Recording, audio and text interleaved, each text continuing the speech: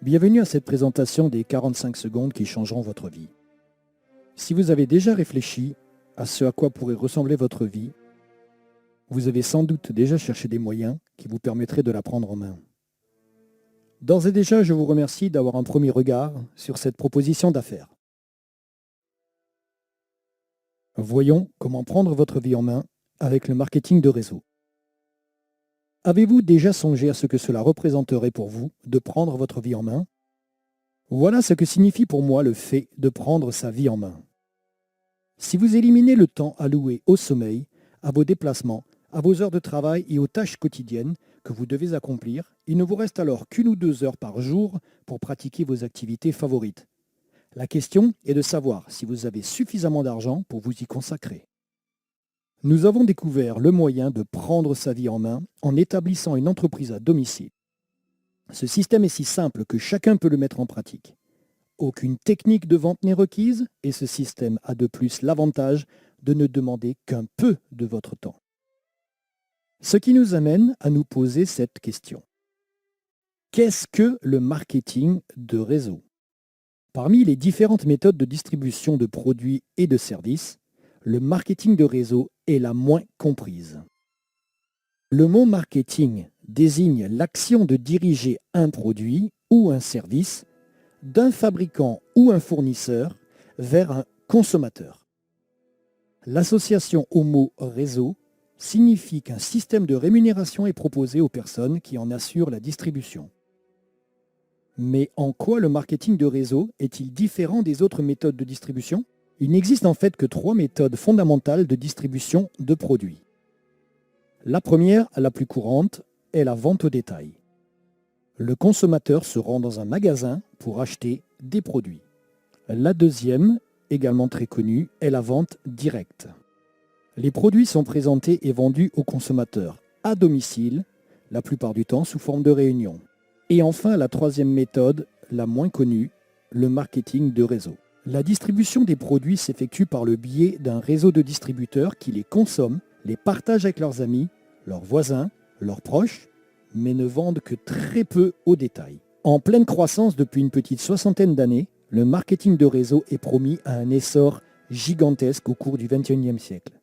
Soyez-y attentifs.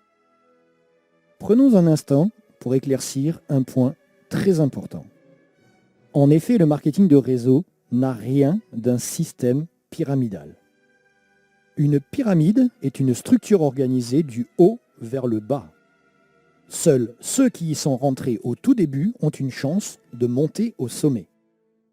Dans la structure du triangle inversé du marketing de réseau, tout le monde commence en bas et a l'occasion de créer un vaste réseau, plus vaste encore que celui du parrain. Il est important de préciser qu'une structure pyramidale n'assure pas la distribution de produits, mais suppose uniquement des flux financiers, ce qui est illégal.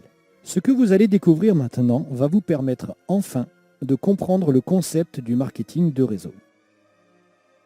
Au travers de la synthèse qui va suivre, je vais vous présenter les 4 premiers séminaires d'un livre que vous lirez ensuite si vous sentez qu'il est grand temps de prendre votre vie en main. Dans le premier séminaire, nous verrons que 2 × 2 = 4. Le séminaire numéro 2, le syndrome de l'échec chez le vendeur. Le séminaire numéro 3, 4 choses que vous devez faire. Et enfin, le séminaire numéro 4, creuser jusqu'à la roche mère. Abordons le premier séminaire qui s'intitule 2 × 2 = 4. Ce séminaire traite de l'importance du travail en équipe et du soutien aux distributeurs qui démarrent dans votre réseau. C'est au cours de cette illustration que nous commencerons à utiliser le terme parrainage. Et nous verrons qu'on n'a pas besoin de parrainer la terre entière pour réussir.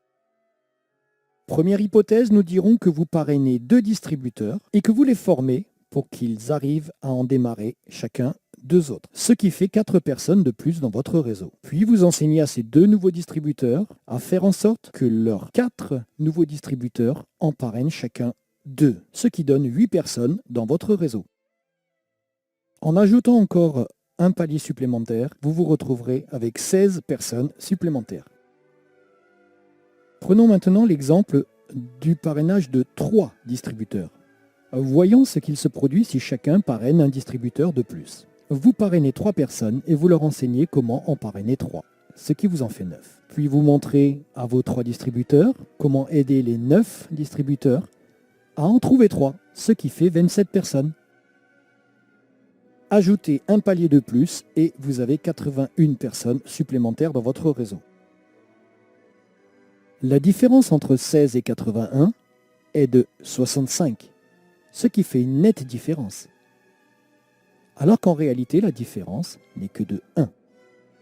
Prenons maintenant l'exemple d'un démarrage de 4 distributeurs. Vous enseignez à vos 4 filleuls comment parrainer 4 nouvelles personnes, ce qui fait 16 personnes de plus dans votre réseau. Puis, vous enseignez à vos 4 distributeurs comment faire pour que les 16 personnes en parrainent 4, ce qui donne 64 nouvelles personnes dans votre réseau. Encore un palier et votre réseau comptera 256 distributeurs en plus. Regardez maintenant la différence entre 16 et 256. Cette différence est de 240 et pourtant, vous n'avez parrainé et enseigné à parrainer que 2 personnes de plus. Terminons notre présentation par le parrainage de 5 distributeurs. 5 x 5 égale 25, x 5 égale 125, x 5 égale 625. La différence est maintenant monumentale. Cependant, la véritable différence n'est que de 3, puisque chaque distributeur n'a parrainé que 3 personnes de plus.